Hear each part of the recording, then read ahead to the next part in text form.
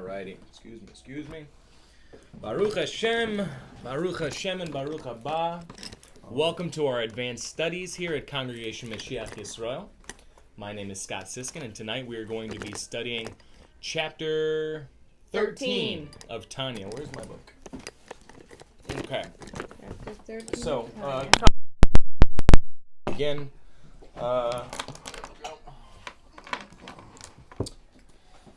we have recently changed times. Oh, our microphone fell down. This is terrible. All right, Baruch Hashem, it's fixed.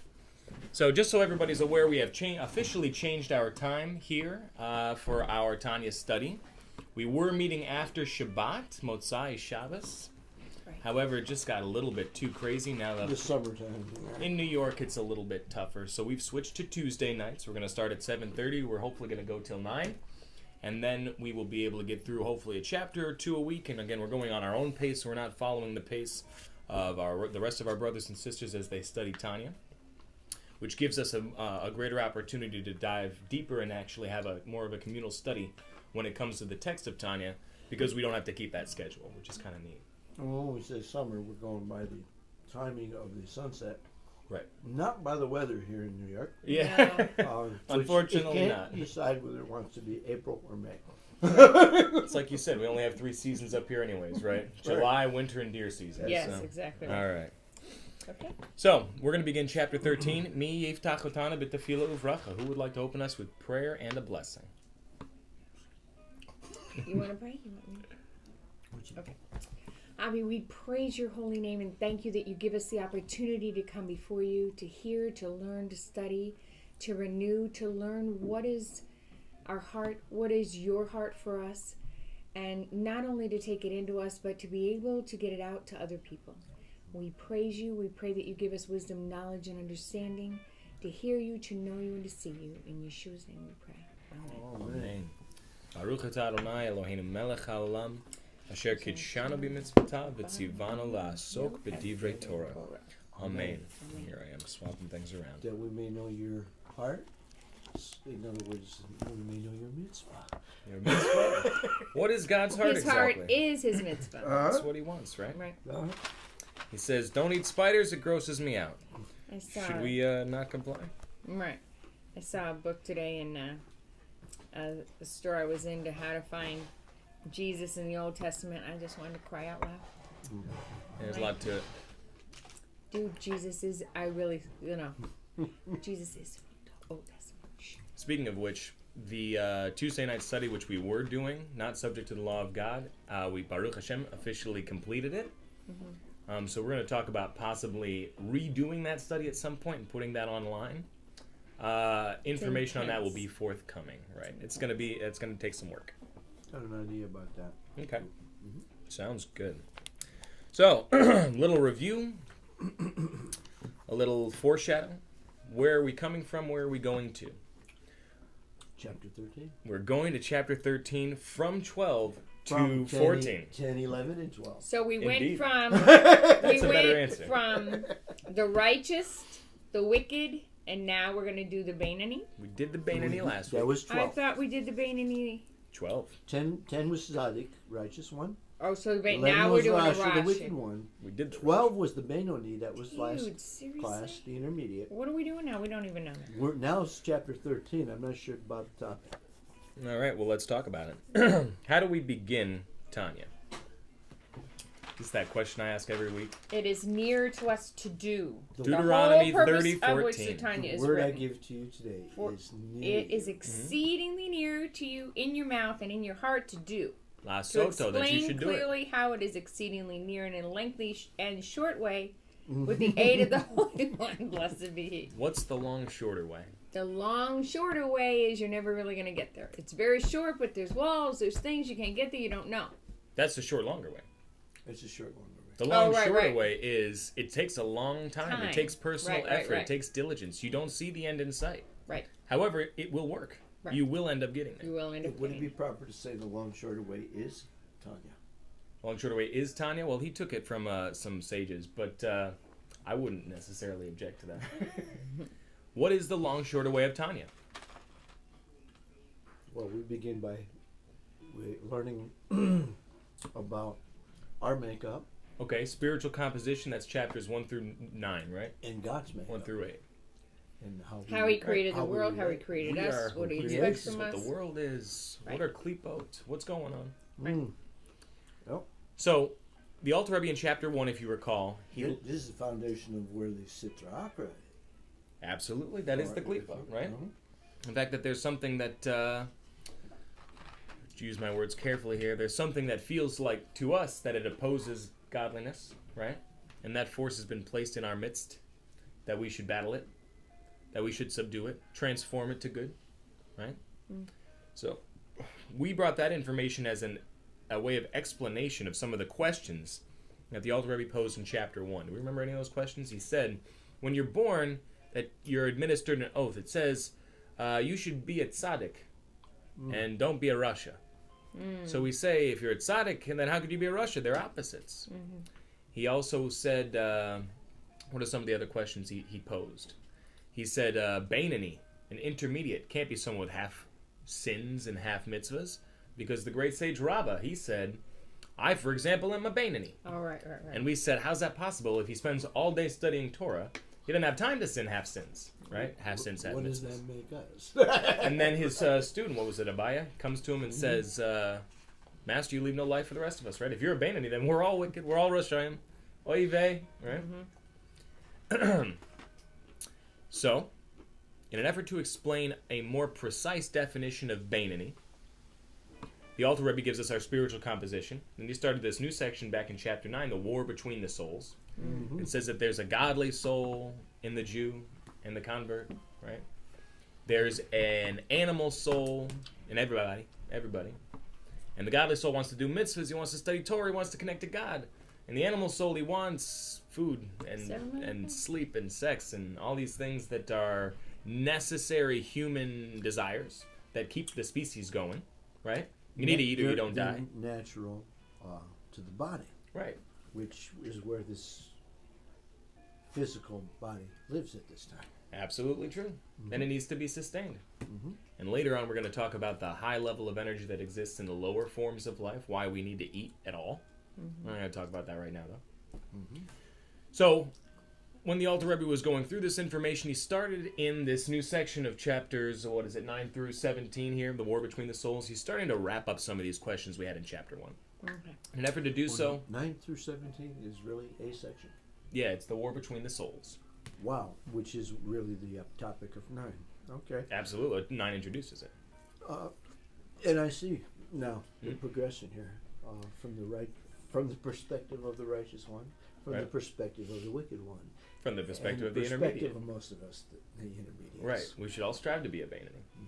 And this is the book of the intermediate, right? Book 1 of Tanya is Sefer Shel Bainani. So without going any too long with this, the Alter Rebbe begins in chapters 10 talking about the tzaddik, 11 talking about the rasha, 12 talking about the Bainani, now we're at 13. And he's trying to give you a picture as to what this war looks like in different people at different times at different places. Kosh? So, the Alter Rebbe is going to, in chapter 13, start wrapping up some of these questions we opened up in chapter 1. And he's going to say, for example, you were told that you should always look at yourself like a rasha, right? But you can't be a rasha, obviously. And if you think that you're a wicked person and you're really a good person, this is bad for the psychology, right? So we're going to wrap that up. Rabbi said he was a Bainani. We're going to wrap that up, right? So let's just give us the title and the short summary of this chapter as we get from our beloved map of Tanya here. Chapter 13 is titled in this map of Tanya, Like a rasha. Like a rasha. Okay. He says, while inwardly, the Bainani is no different than the rasha, no different from a rasha. He exerts constant control over his behavior, his garments, never allowing any expression of the garments of the animal soul. So we'll ask our first question here in just our little study. What is a tzaddik? What is a rasha? What is a Bainani? Tzaddik is mastered his evil inclination.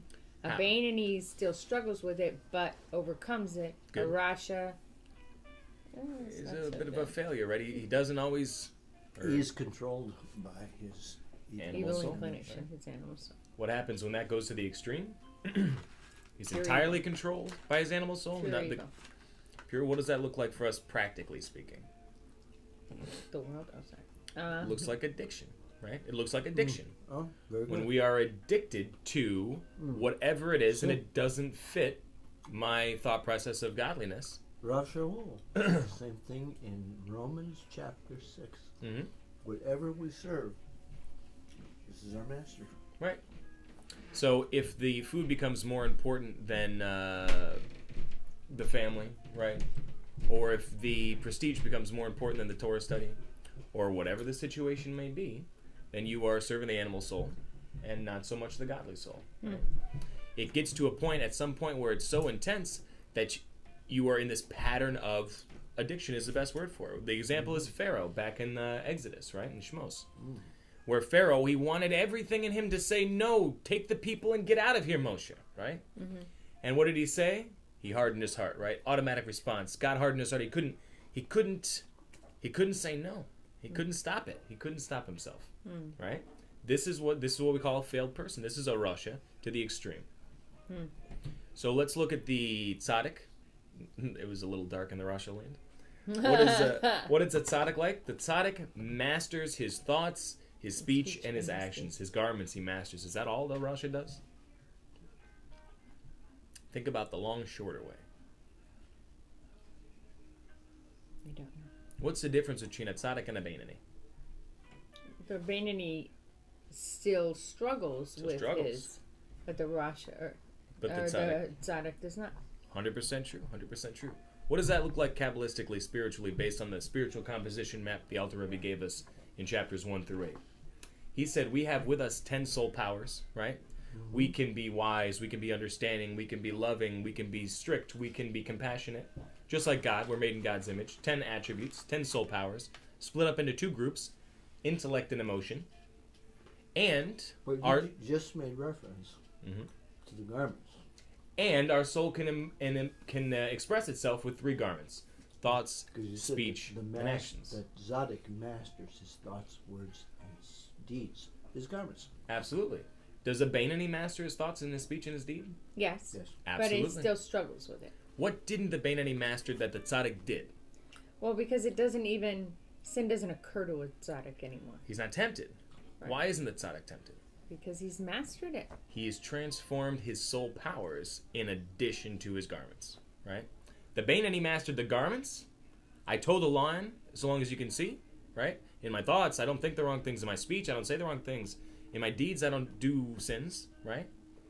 However, I haven't mastered my loves, my passions, my desires, my understanding, any of that stuff, right? Hence, I'm always thinking I'm tempted. I'm always tempted by these things. Whereas the tzaddik, it doesn't even apply anymore. The whole world's a giant bathroom to the tzaddik. It's all necessity. It's all function, right? So that's the difference between a tzaddik and a beinoni. So the beinoni has mastered these also, yet struggles daily to do so. The beinoni has only mastered the garments. He hasn't touched the soul powers at all yet. Whereas the tzaddik has so mastered both the garments and soul powers. Right. To some extent. Remember we talked about the soul powers? Levels of tzaddikim, right? How does he master the soul That's the long, shorter way. It takes a very long time to change what you understand. It takes a very long time to change what you feel. However, it can be done. And it is the way that God wants us to complete that. He's so mastered the garments and soul powers that he has transformed the evil nature of his into very light. Soul. Yeah. Into another godly soul, right? Now he doesn't love negative things, right? Love of evil. He doesn't love negativity now. He loves good stuff, right? How much? Well, it depends on what kind of tzaddik you are.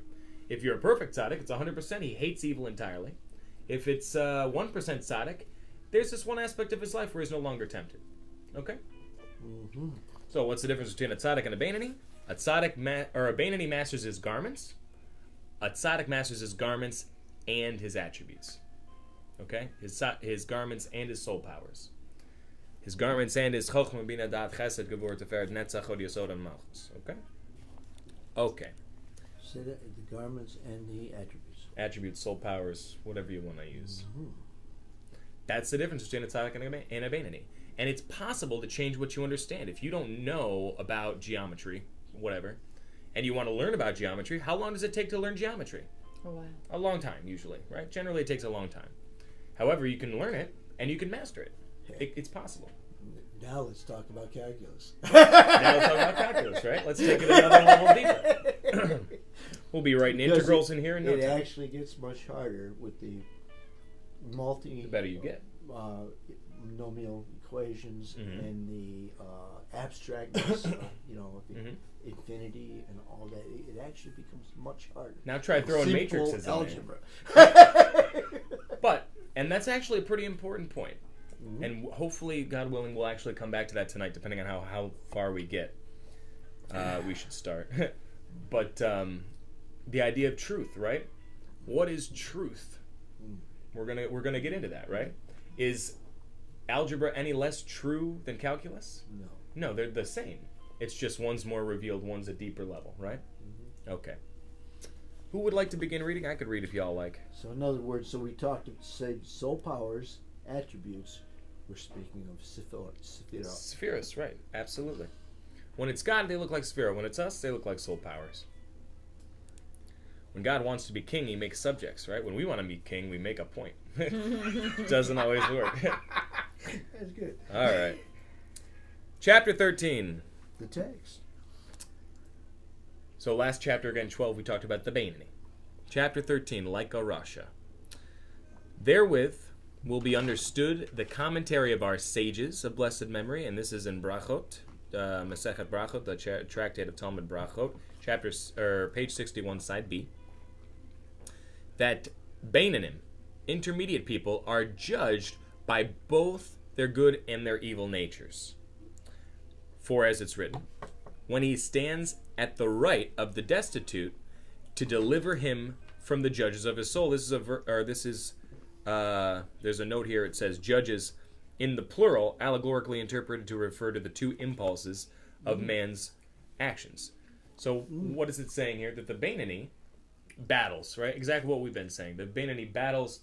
The godly soul wants control over the body so that all the body's garments should be engaged in Torah and mitzvos, and the animal soul wants to battle the godly soul. He wants to have control over the body so that all of the thought, speech, and deed, all the garments are going to be contained within, are going to be expressing the animal soul's desires. Food and intimacy and shelter and all the things it is that animals want, right? That humans need. Note that they did not say ruled by both, chas v'sholem. We said that the person, the Beinoni, the intermediate, is judged by the animal and godly souls, not ruled, right? Two kings can't share a crown. Because where the evil nature gains any control and dominion over the small city, even though it's temporarily, one is at such times deemed a Rasha. Important reality check here. What's the definitions of a wicked person? The definition of a wicked person.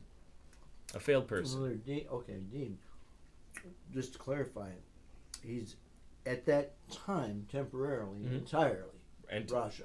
Completely, right? And I like your addition of entirely, right? At the moment of sin, you are completely severed from God with an absolute and utter separation. Chas v'sholem. So how much does it take to get you to a Rasha? Let's say you're a tzaddik and you have 100 mitzvahs in your back pocket and you sin one. Does it go now down, you're a tzaddik with 99 mitzvahs and one sin? Is that how it works? Not even close, right? No. A tzaddik who sins once is a Rasha now. A wicked person, a failed person. One sin is all it takes. You did what? That's not even chas v'sholem saying anything, right? You eat one ham sandwich and it all goes downhill. All right. It's a slippery slope. Well, that's a good example. I mean, at the time you're eating that ham sandwich, you are totally wicked. Absolutely. You shave your face all the way. It's like eating 5 ham sandwiches, right? Chas v'sholem. Right? All of a sudden you fall real quick, right? So it only takes one sin to be a Rasha. So we cannot possibly say that the Beinoni, the intermediate, is ruled by the godly and the animal soul. He's judged by both. They're fighting about it. They're deliberating about it, right? Next sentence. The evil nature in the Beinoni is no more than a judge. Absolutely. We'll go ahead. A little concise. Right. There. the Yetzer Hara, the evil nature in the Beinani, is no more than, for example, a magistrate or a judge who gives his opinion on a point of law, yet it's not a necessary, or not necessarily, or necessarily not, a final decision to be implemented indeed, for there is another magistrate or another judge who is contesting this opinion, the consenting opinion, right? Or the dissenting opinion, rather. It is therefore necessary to arbitrate between the two, and the final verdict rests with the arbitrator. So the example that I was given, studying a little bit of Rabbi Gordon of blessed memory this morning, he had said, you have two litigants in a case. One guy picks one judge that he likes, another guy picks another judge that he likes, and each of the judges, they pick a third judge. Who gets the deciding factor? The one guy's going to rule with the one guy. The other guy's going to rule with the other guy. It's that third arbitrator. It's his word that's final. Maybe it's unanimous. Maybe it's 1-2. But the fact of the matter is, this is how it works. There's three judges here. Uh-huh. So, in this metaphor, I guess. Okay, yeah. That is God, right? And that's exactly where we're going. Who's the third judge? God gives us a hand, right? He helps out. Very good. So, and you see this in halacha as well. If you have two opinions that are different, the halacha goes one way. Hillel and Shammai, right? Hillel says we should light the menorah 1 candle on the first night, 8 candles on the last night. Shammai says it should be 8 on the first night, 1 on the last night. You can't do it both ways, right? So, therefore, we do it. 8 candles on every night. Just do it the whole time. Fill the house with candles. So, in the end of the day, you can only follow one opinion. So, and I love the way that Rabbi Gordon put this. He says, what is the value of the dissenting opinion? Let's say it's 2-1, and one is not the way that we follow. What's the value of that other opinion? Is in the intellect, the truth that it's rooted in. Mm-hmm. It gives us that other's perspective and teaches us. Absolutely. What Rabbi Gordon says, academic. Mm-hmm. What's the value of the dissenting opinion? Academic. Right? Mm-hmm. It helps us to understand a little bit more about what's going on, some of the factors at play, how we reach this decision. Fine. Practically speaking, tomorrow, it's not Hanukkah tomorrow, but if it was Hanukkah tomorrow, are we lighting 1 candle on the first night or 8? We're lighting 1. Yeah, if we lit all 8 on every night, that would... There's actually a lot of good proofs as to why we should be doing it that way, but the fact of the matter is the halacha is Hillel, not Shammai. I was going to say it really doesn't, doesn't drive down. It's not the way we do it. The truth of how we went to 8 days on a day's worth of well. The contrary could be the opposite, right? You have this much, it's going down. But regardless. So, if the godly soul says, oh, let's study Torah and let's do mitzvahs, and the animal soul says, no, let's go to Sizzler, right? Sizzler? I don't know. Some place with food and whatever. Oh, okay. Then they're battling each other. One judge. God comes, he helps us. And then whoever's the losing opinion there, right? Their contribution has been nullified, essentially. Okay? All right, let's move on. Similarly, the Yetzer Hara, the evil nature, states its opinion in the left part of the heart. And we didn't mention this in our last video that we made. I'm sorry about that. But we had mentioned it before when it first came up. What's the difference between the right and the left ventricles of the heart? And why do we care so much? The left is where the blood is. There's more blood in the left ventricle. Hence, it is the headquarters and the seat of the physical animal soul, the vital soul, right? Does the godly soul have no foothold in the heart whatsoever? Oh, no. No. Though where is rooted in the brain, it's also, it works through the right ventricle. Shkoyach. Torah point for you. Headquartered in the brain is the godly soul. However, it has a foothold in the heart in the right ventricle where there's less blood. So, similarly, the evil nature, the Yetzer Hara, states its opinion in the left part of the heart, which thence ascends to the brain for contemplation, right? This is how negativity works. First, you get an evil thought, and then from the heart, it travels up to the brain, right? The blood goes from the heart to the brain, and you meditate on it. You think about it. Find a way that I could have this desire, this pleasure, this passion, whatever it is. Immediately, it's challenged by the second judge, the divine soul in the brain. extending to the right part of the heart, the abode of the good nature, the Yetz Tov. So the godly soul says, what do you mean? It's 2 a.m. We obviously can't go out and get donuts or whatever the situation is, right? And the evil inclination says, but I really want it, and I can think of about 1,000,000 reasons why we need it now. And the godly soul says, it's just not what we're going to be doing. The final verdict comes from the arbitrator. This is HaKadosh Baruch Hu, the Holy One, blessed be He, who comes to the aid of the good nature, as our sages said. If HaKadosh Baruch Hu, the Holy One, blessed be He, did not help him, did not help us, we would never be able to overcome our evil inclination. Where is that written? This comes from the sages. 5. Kedushin. Kedushin. Talmud Kedushin 30. Talmud Kedushin has to do with holy things. Makes sense, right? So, this reminds me of the story they talk about when you get to confront your evil inclination, maybe after this life is ended. And they say that the righteous people, let's start with, right? The righteous people, they see their evil inclination as this big monster with all of this strength and all this terror. And it's this horrifying thing, this beast that you need to somehow contain and cage and harness and channel and transform to a mensch, right? And you see this thing and you're like, Baruch Hashem, how is it possible I was ever able to overcome this animal soul, this vital soul? And then it says that the Rasha, the wicked person, right? He sees his animal soul, his evil inclination. And it's like this little tiny, like little bunny rabbit or something. Like, how come I couldn't overcome this little thing, right? What is it? Behind the rabbit? Yeah, that is the rabbit. Very good. So, as it says, if the Holy One, blessed be He, did not help the Beinoni, he would never be able to overcome his evil inclination, because the evil inclination of a Beinoni is strong, right? The Beinoni never slips. He's perfect in his thoughts, in his speech, in his deeds. However, he doesn't sin, right? So he's got this animal soul in a cage always, never letting it out even for a moment. Channeling it and using it to serve his godly soul. The help comes by means of the glow radiated by the divine light. The glow radiated by the divine light. This is a Shem Ka, as far as I recall. The Yud and the Hey, which illuminates the divine soul that it may gain the upper hand and mastery over the folly of the fool and the evil nature. Again, anybody who sins, it says, nobody sins without a ruach shtus, a spirit of folly. Right? We're going to talk about that spirit of folly later. What does that folly mean? In the manner of the excellence of the light over the darkness, as it's stated above by Shlomo HaMelech, the advantage of light over darkness is that you don't have to sweep darkness away, right? It's human nature to push out with your hands and try to swat and bat and punch and fight darkness. But in reality, that makes more darkness. What do you have to do to get rid of the darkness? It's like a chasing after the wind. Exactly. You're not going to get anywhere. What do you need to do to get rid of darkness? You need to turn on a small light. Light a candle, right? Do one mitzvah. The divine light. Mm-hmm.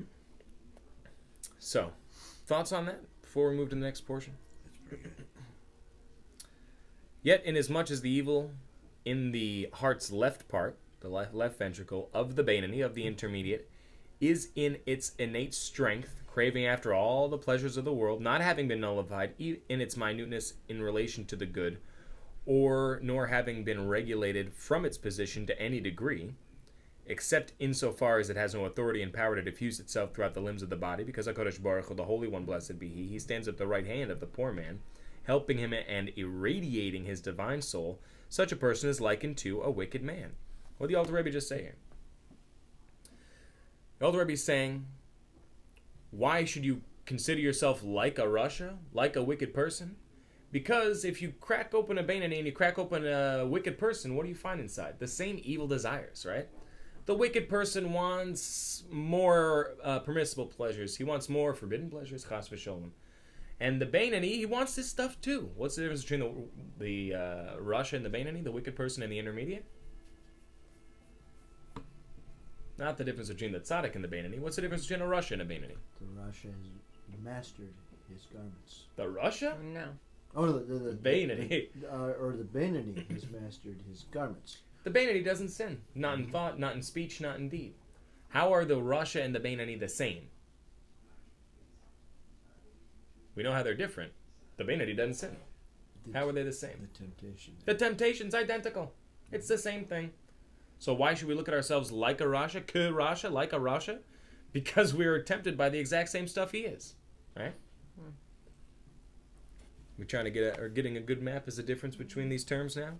Some sharper definitions?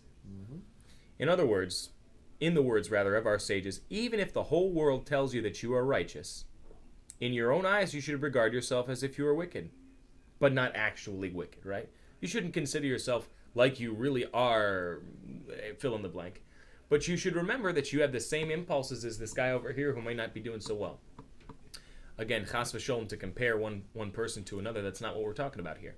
We're saying recognize your weaknesses, right? Recognize the fact that you are tempted by a real powerful negativity, and you need to be careful not to succumb to it. Thoughts on that? Question on that? It's kind of the point of this chapter. But one should consider himself to be a Beinoni and not accept the world's opinion, which would have him believe that the evil in him has been dissolved by the good, which is the category of a tzaddik, right? So, and this is very tough. I remember hearing a story one time. I'm sorry, but I forgot who it was about. But he was a rabbi. He was a Torah scholar. He was, this guy was a mensch. He was a tzaddik, right? Colloquially speaking. And he studied the Alter Rebbe's Tanya. And he learned the true definition of a Beinoni. And he said, Halavai, would it only be that I was a Beinoni, right? He thought before Beinoni means, yeah, you're a pretty good guy, right? We learned before about in the Rasha chapter, right? There's lots of people who are Roshayim. Chas v'sholem. May God forgive us and protect us and redeem us and bring us back and send his Mashiach. May he come speedily in our days. Fact of the matter is, it's actually pretty tough to be a Beinoni, right? To be perfect in your actions, that's tough enough. Be perfect in the stuff you say, that's like even tougher. And the stuff that you think, you don't even think nasty things. I mean, it's very difficult to be a Beinoni. However, this is the point of Deuteronomy 30:14. Kikora velecha hadover ma'od. This thing is very near to you. Beficha, in your mouth. Ulavavcha, and in your heart. La soto, that you should do it. You can do it. You can actually do this. How? It's called a long, shorter way, right? You can change your garments today. You can change your understanding and your emotions tomorrow. That's the long, shorter way. Make sense? So again, you can't look at yourself as actually wicked, because then you become a hypocrite, right? If you think you're wicked and you're just going to decide that you're going to be happy with that, and you don't have any guilt anymore, then you have totally lost it. It reminds me of a terrible joke I heard from someplace. Please don't get angry at me, but it's totally fitting time for it. The guy, he comes into the bar. He's drinking at the bar, and he finishes a bunch of drinks. He gets drunk, and he takes the cup, and he throws it at the bartender, right? And it breaks the cup, and it's like, what are you doing, you know? It's like, oh, I'm sorry, I feel terrible about that. I'm so sorry. I didn't mean to do that. I'm not sure what came over me. I'm out of here, right? He leaves, comes back the next day, gets drunk. He throws the cup at the bartender, and the bartender is like, what are you doing? You're not going to be able to come back here unless you get yourself a program or something. You got to go to a therapist, man. You're messed up. So he goes to the therapist. He doesn't come back for another 30 days or so. He comes back. He gets into the bar. He's like, hey, I went to the therapist, right? I'm all good. He says, oh, you're really good? He's graduated. I graduated. I'm okay now. I got therapy. Okay. He went to the therapist. So he got his therapy, and he starts drinking there, and gets a little drunk, and he throws the cup at the bartender. He's like, what do you do that for? I thought you went to therapy, rather. And the guy says, I went to therapy. You know what they taught me? I don't feel guilty about it anymore. You know? That's not going to work, right? So that's a tip. You don't want to get rid of the feelings of when you do bad things. You should feel remorse for the bad things that you do. That's not what we're saying here. We're saying that you should know that which tempts you is the same stuff that tempts other people as well. And you got to watch out for it, right? Like Jonathan Kahn says, you'll never win the fight if you don't know you're in the ring, right? Remember you're in the ring. If he did conquer his desires and he no longer has those temptations, he's a tzaddik.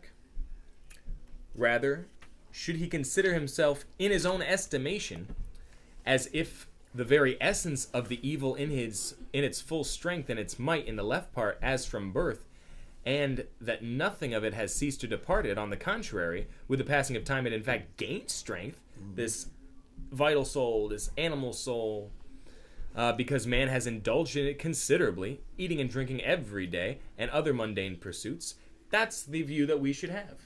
Okay, there's an old Native American, whatever they say. There are two wolves that live inside you. One's good, one's evil. Which one's going to survive? The one you feed, right? How often do we feed our vital soul, our animal soul? Every day, all the time. Every day, like all the time, right? You're not comfortable, sit. You're not comfortable, stand. You thirsty, you hungry, you eat 3 times a day. I mean, every time you eat, you're feeding the animal soul, the vital soul, and it's been getting stronger and stronger your entire life. It's where we live, so we do constantly. Right. By the way, your conscious thoughts in your head, is that the godly soul or the animal soul thinking? The animal soul. It's the animal soul. The godly soul's quiet, still small voice, right? How often do you feed your godly soul?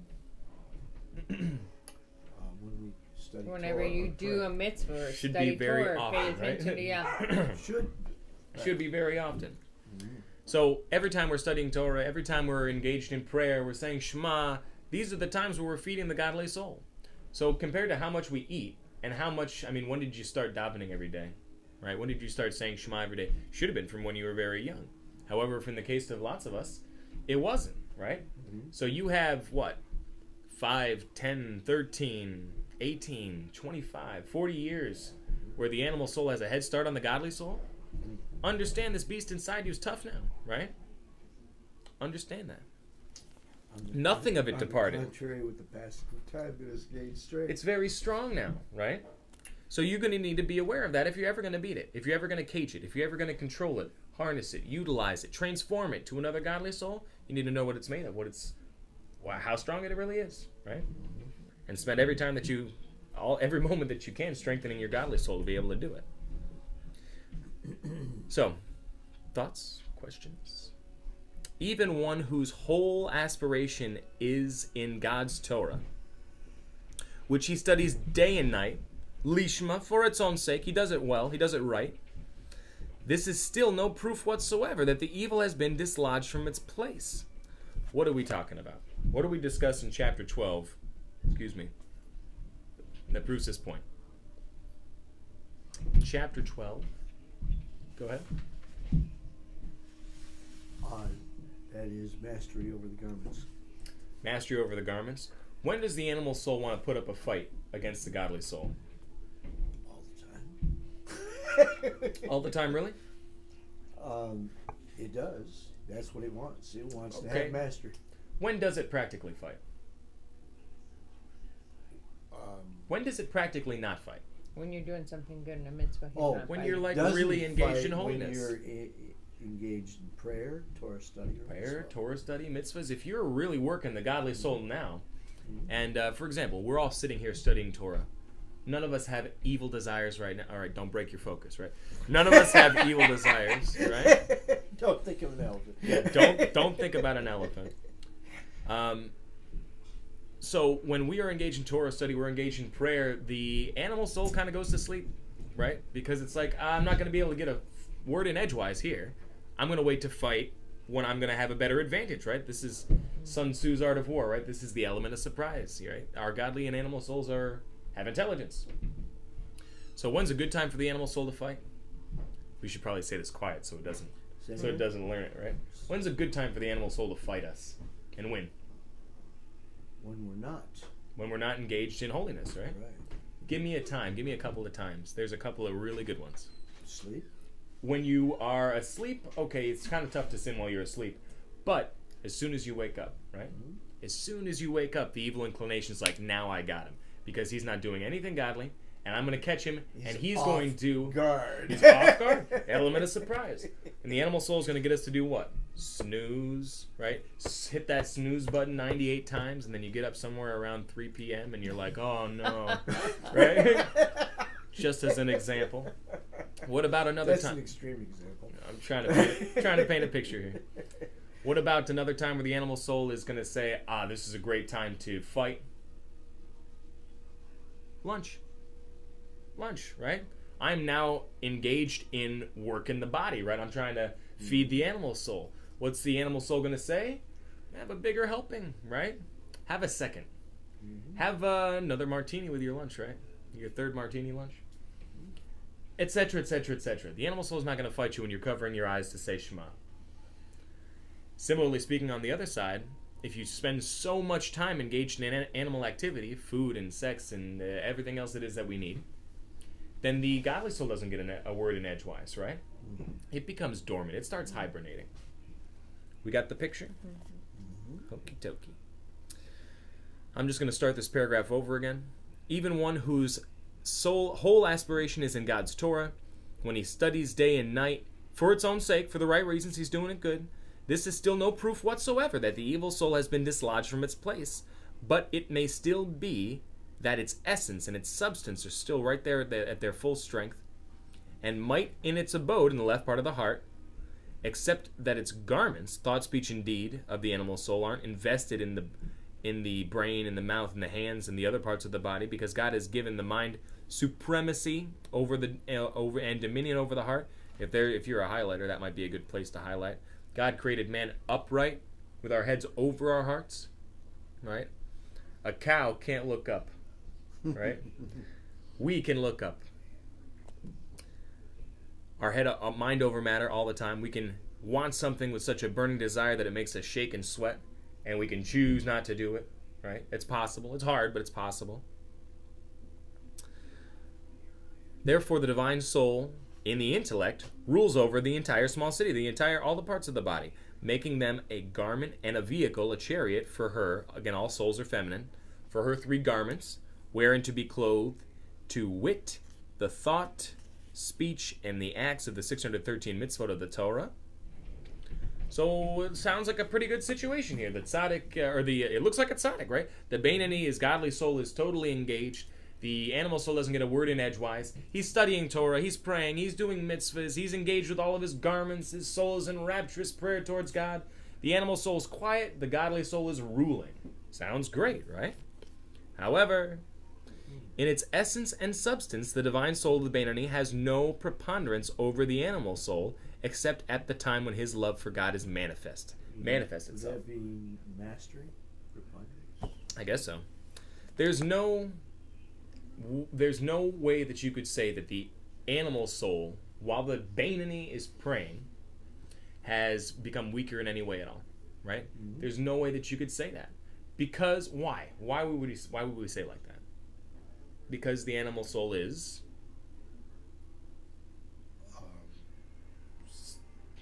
sleeping, dormant, quiet, not fighting, right? Right. Mm-hmm. So because it's invisible right now, we can't tell what it is. That's what the Alter Rebbe is saying. However, in its essence and its substance, the divine soul of the Beinani has no preponderance over the animal soul, except at the time when his love for God manifests itself in its heart on propitious occasions such as davening and the like. Even then, I'm sorry. Go ahead. Okay, even then, it's limited to the preponderance and dominion alone, as it's written, and one nation shall prevail over the other. Where is this from? That famous prophecy with Rivka, right? Yaakov and Esau, they're always going to be fighting. One brother, the older, is going to serve the younger, right? By the way, as a future prophecy, the older is going to serve the younger. Which is the older of our 2 souls, the animal or the godly? The godly. The animal. The animal. Is the older, the old fool, right? Because it starts younger. Okay. The baby knows what it wants. It knows it wants food. It knows it has a wet diaper. It doesn't know how to daven, right? You start davening you start studying Torah when you're hopefully 2 months old. No, I'm just kidding. 5 years maybe. Thinking more of its source. Right, that's a lot older. Much older. Ken Tov. Alrighty. Even then, some of the preponderance and dominion alone, as it's written, one nation shall prevail over the other. That is, when one rises, the other falls, and vice versa. Okay? Thus, when the divine soul gains strength and ascendancy over the animal soul, in the source of the gevurot, the severities, which is bina, this whole left column energy, etc., etc., through prepondering on the greatness of God, the Ein Sof, the Infinite One, Yisbarach, blessed be He, thereby generating intense and flaming love of God in the right part of his heart, then the Sitra Achra in the left part is subdued, right? Not mastered, not transformed, not sublimated. Subdued. Controlled, caged, yoked, but not transformed. But it is not entirely abolished in the case of the Beinoni. It is so only in the tzaddik, concerning whom it said, my heart is void within me. For this is what King David said, right? My heart is void within me. I used to have a godly soul and an animal soul, and the animal soul was seated in my heart, and I killed my animal soul through fasting, and now I have a void where my animal soul was in my heart. That's what King David said. The latter despises and hates evil with a consummate hatred and contempt. Remember, consummate. If you love evil even to a small extent, you cannot possibly be 100% righteous. Those who are kind to the cruel are ultimately cruel to the kind. The latter despises and hates evil with a consummate hatred and contempt, or without quite such complete hatred, as is explained above. Again, this is in chapter 10, when they're talking about the two different levels of tzaddik. One is the tzaddik gomer, the complete tzaddik, and the other is the tzaddik she'ena gomer, the incomplete tzaddik. However, but the Beinoni is, by way of example, similar to a sleeping man. Remember, that's what we said earlier: sleeping, dormant, hibernating, who can awaken from his sleep. Right? If someone's asleep and you call their name and they wake up, they weren't really sleeping that deep, right? So is the evil in the Beinoni dormant, as it were, in the left part, during the recital of the Shema and during the Amida, when his heart is aglow with the love of God, but later it, the animal soul, can wake up again. Okay? This, parenthetically, is why we don't want to use the names of negativity, right? Because when we do that kind of a thing, if you're in a busy supermarket and you say, Mom, right? You have like 4 different heads that turn, like, what? If you say Bob, right? One guy's head is going to turn. So if you call to the evil... It's pretty common now. All right. So you get the gist. So now we're going to answer our question that I've been quoting over and over since we started, pretty much. It's a question about Rabbi. Rabbi, again, this great sage, Midrash Rabbi, he said, I, for example, am a Beinoni. And his disciple came up and said, Master, you leave no life for the rest of us, right? If you're a Beinoni, we're all Rishayim, we're all wicked people. So what did Rabbi mean, and how could he possibly have been consider himself a Beinoni? It is for this reason that Rabbi considered himself as though he were a Beinoni. And again, see chapter 1. Though his mouth never ceased from Torah study, and his desire was in God's Torah, both day and night, with the passionate craving and longing of a soul yearning for God with an overwhelming love, such as is experienced during the Shema or the Amida. The Rabbi was always in this rapturous connection with God. Hence, he appeared in his own eyes like a Beinoni who prays all day. As indeed our sages have said, would it only be halavai that a man prayed all day long, you'd never be subject to evil. Right? So before we said we have a colloquial expression, a colloquial definition of tzaddik and Rasha and Beinoni, that a Beinoni is half sins, half mitzvahs. And we said, well, look at the Talmud. You can't even say that because look at Rabbah. He said he was a Beinoni, and he studied Torah all day long, right? The answer is what? Can you explain this to me? How could Rabbah have been mistaken? Not mistaken. He was mistaken. He was not a Beinoni. He was a tzaddik. How did he mess up? He's in his own eyes. He viewed himself as a Beinoni. How could he make that error? It wasn't an error. Not really, but kind of. Yeah. He was a tzaddik. He was not a Beinoni. He was higher than a tzaddik. Or a Beinoni, rather. No, but it was proper. It was, I guess, an aspect of humility to view himself as a Beinoni. Okay. We know that the sages say you should view yourself ka-Rasha, like a Rasha. So maybe that's what he was doing? Okay. Still, how does that functionally work? He knew that he didn't sin. Right? How could he think that his animal soul was dead and that he had transformed it to entirely good? How could he have thought that? Because he was constantly studying Torah, right? What do we say? When you're studying Torah, when you're engaged in prayer, when you're saying Shema, when you're saying the Amida, when you're doing mitzvahs, the animal soul is quiet, is dormant, is sleeping, is hibernating, right? So Rabbah thought, I didn't kill my animal soul. I just never stopped studying Torah. Hence, it's always really quiet. Right. So I'm going to keep it quiet all the time by continuing to study Torah. Exactly. And he thought I was a Beinoni because of this, because he never gave his animal soul a chance of expression to even see To wake up. if it was awake or not. Right. He never gave it a word in edgewise. He never gave it a foothold. Does that make sense? Mm-hmm. So because he was constantly engaging his godly soul, and his animal soul was smart enough never to engage, he, the conscious observer, never had the chance to realize he had not only subdued his animal soul, but he in fact transformed it, and he really was a tzaddik, right? Mm. We see people like this. David HaMelech, King David, right? It says, if you study Torah, the angel of death can't take you, right? This was the case with Rabbi, this was the case with David, this was the case with Moshe Rabbeinu, right? Because they never stopped studying Torah. They constantly kept their evil inclination at bay, and the angel of death had trouble taking them. Which, by the way, brings us to a very incredibly important practical point. What's our important practical point? What happens if you feel it's 2 a.m. and you feel like I need to go for that baker's dozen, or whatever it is that your craving is? How should you fight that craving when your animal soul has gotten a foothold? Prayer and Torah. Get your tuchas in the shul, right? Go to the Torah. Go to the Talmud. Start engaging in Torah study. Start engaging in mitzvot. Start engaging in prayer, right?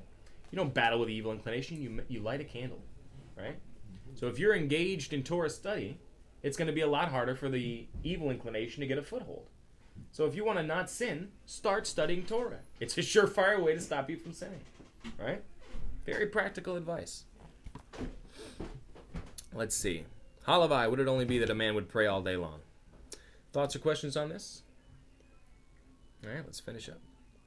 Now, this quality of love in which we speak, in the case of the Beinanim, the intermediates, which is attained at the time of prayer by virtue of preponderance of the divine soul, etc., as we've been saying, is in comparison with the degree attained by the tzaddikim who serve God in perfect truth, not called true service at all, since it passes and disappears after prayer, as it's written, Sfas emes, the lip of truth, shall be established forever, but the lying tongue is but for a moment.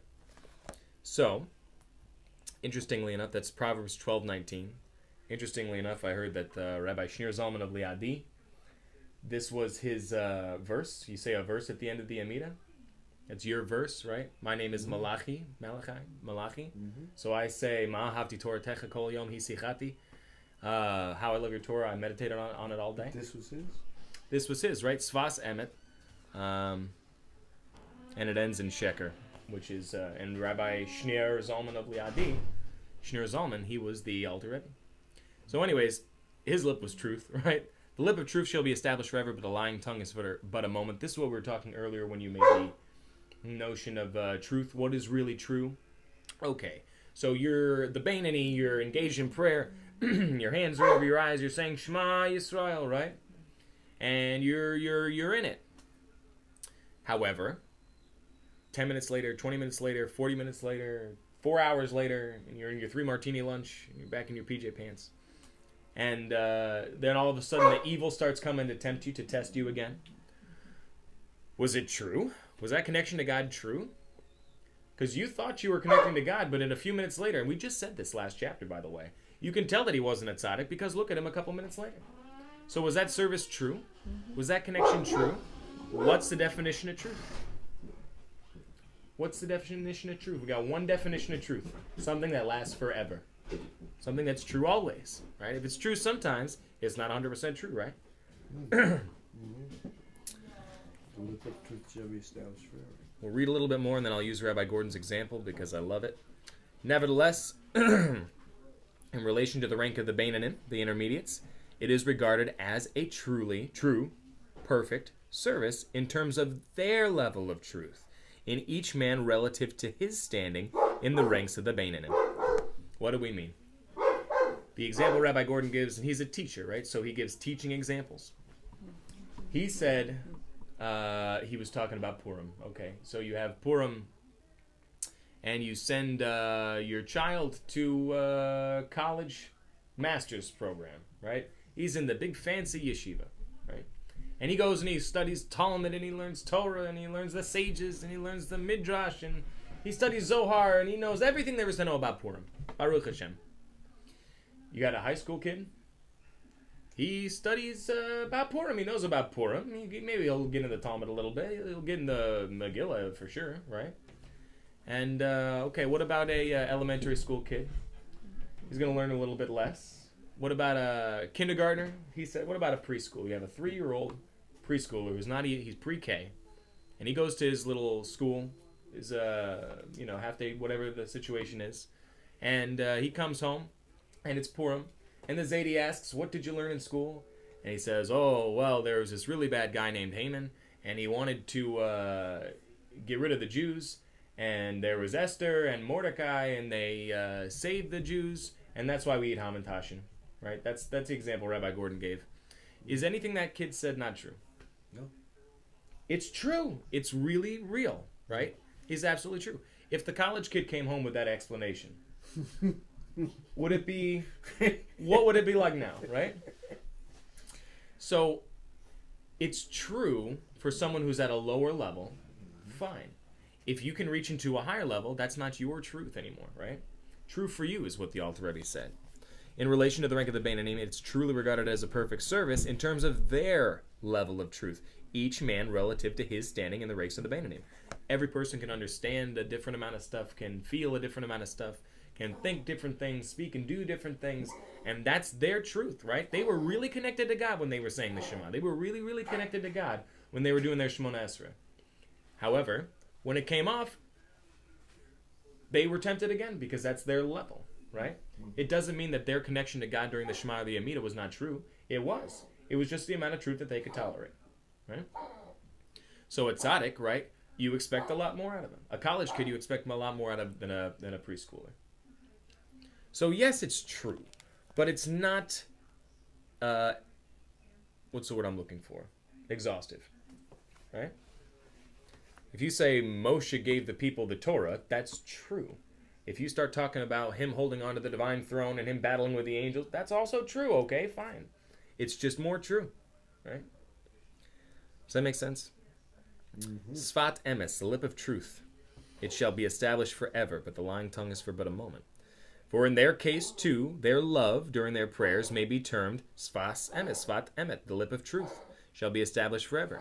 Since their divine soul has the power to reawaken this kind of love constantly, any time. And that's the key. You say, oh, if it's true love for God, then it should be constant.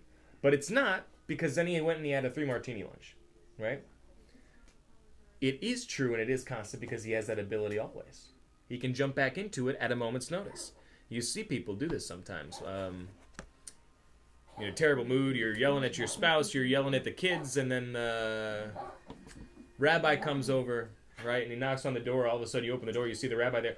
Oh, Rabbi, hello, how are you? No, we're fine here. Don't even look at I know that's on fire. Don't worry about that.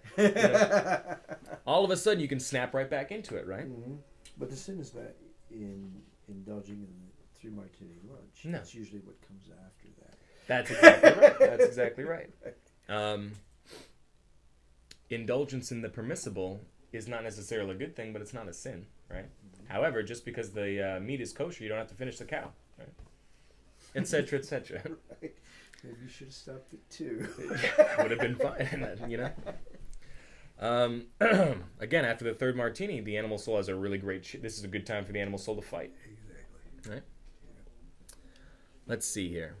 Their divine soul has the power to reawaken this kind of love constantly, anytime, during its preponderance, in the time of prayer, day after day, by means of an appropriate mental preparation, right? You want to make sure that you're meditating before you're praying. Meditation does not mean emptying your mind, right? That's Eastern stuff. It doesn't help us.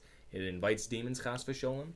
Meditation in the Jewish sense is focusing on God, how great God is, how much he loves you, etc., etc. That you should be preparing in, engaging in, meditating in before prayer every day. When's the perfect time for a man to do this? When he is checking his tzitzit on his talus to make sure that they're not ripped or kinked or anything like that. You should be meditating about God's greatness before you put that thing on. Mm-hmm. All right. Each soul, again, according to its intrinsic quality and its rank. For truth is the attribute of Jacob, Yaakov Avinu, who is called the middle bolt, which secures everything end to end. What's this middle bar? What does this mean? He is referring to the middle bolt in the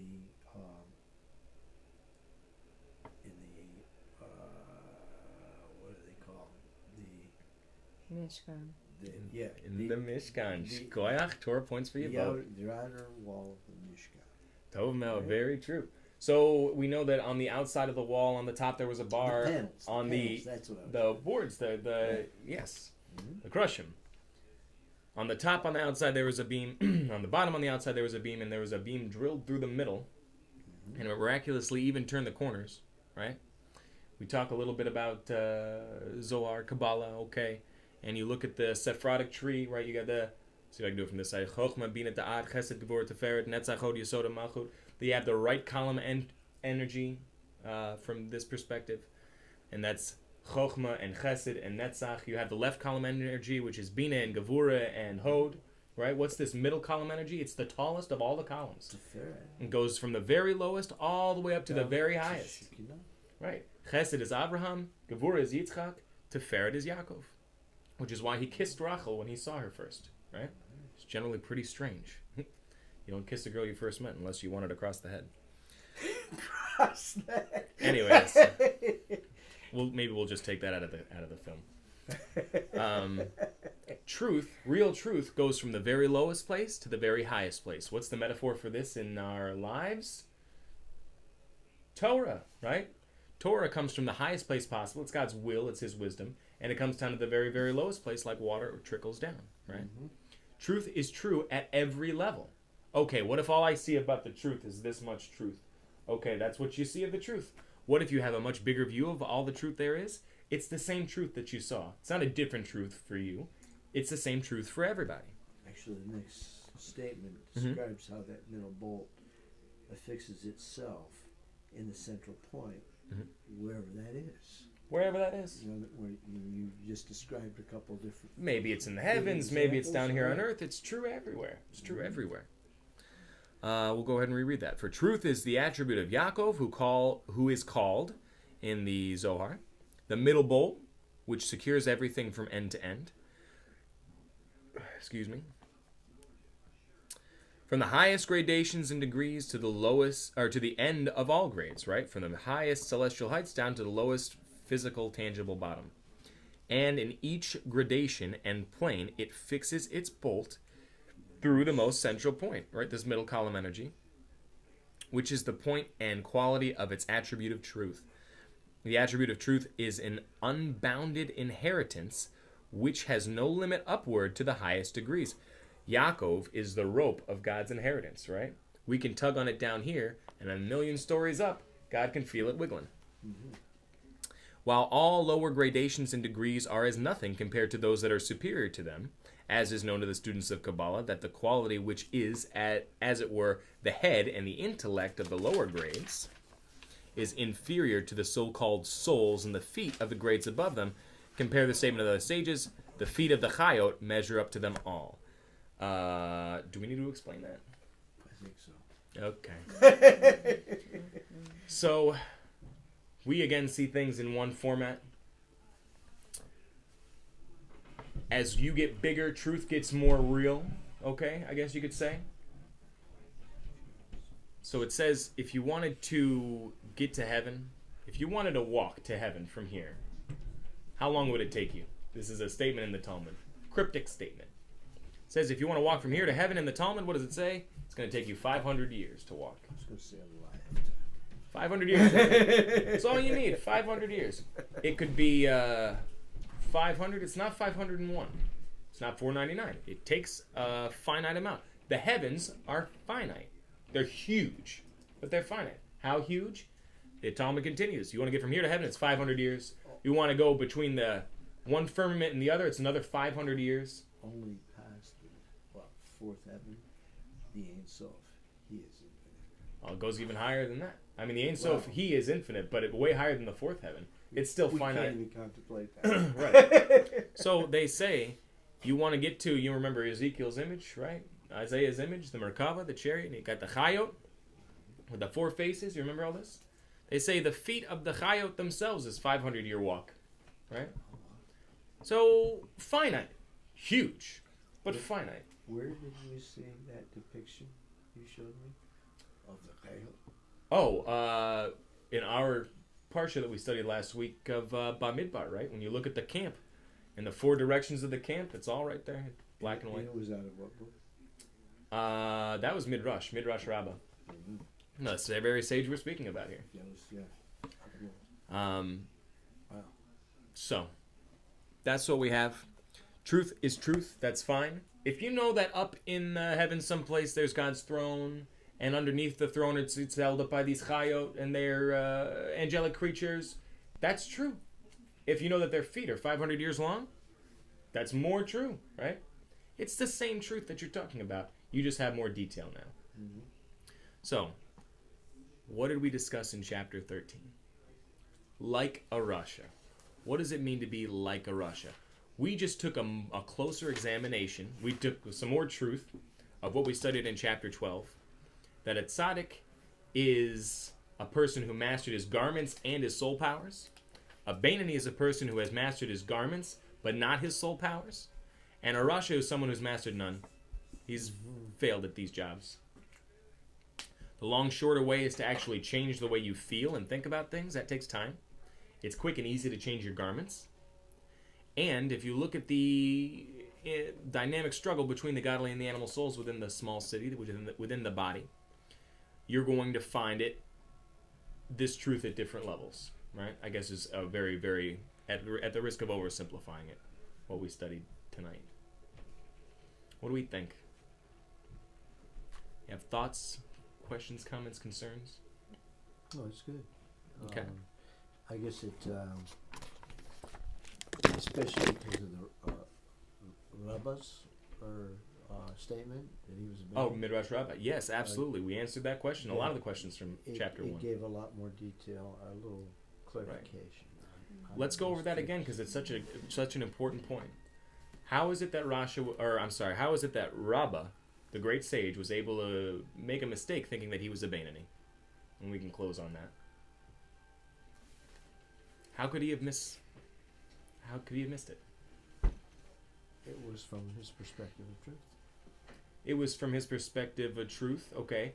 How was his perspective manipulated that he would think that? What happened that he thought? That he didn't realize that he had actually, in fact, sublimated and transformed his animal soul?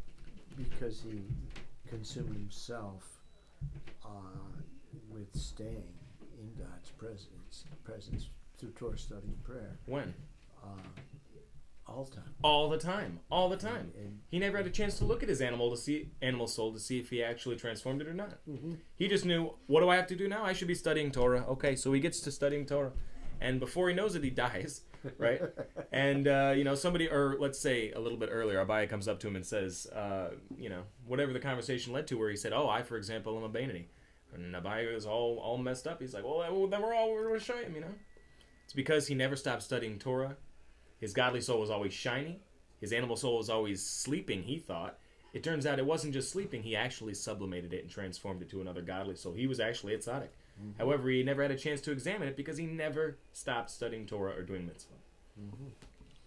Chapter 14, we are going to talk about potential. It's potentially possible for everyone to become a Beinoni, right? It's not necessarily in the cards that you're going to be a tzaddik. Hate to break it to you. But it's totally possible for everyone to be a Beinoni. Again, what's the difference? You can absolutely master your garments, thought, speech, and deed. Anybody can do it. You can change them instantly. Your mind is over your heart, right? You can. You can do it. You can do it. La Soto. So you could do it. Right. Deuteronomy 30:14. You really can do it. You may not be a tzaddik. You may not be able to change the way you understand things. To you, it may all look dark still. You may not be able to change the way you feel about things. You may be still miserable. But you can stop thinking negativity. You can stop speaking negative stuff. And you can stop sinning. That you really can do. Everybody can do this. That's what it is to be a Beinoni. And that's what we're going to study in chapter 14. I guess that's it for now. We're still on the... Join us next chapter. We're still on the Nike slogan. You can Just do it. Do it. Just right? do it. You can really do it. Baruch Hashem. All right, I'll shut our camera down here. Please join us for chapter 14. Perfect.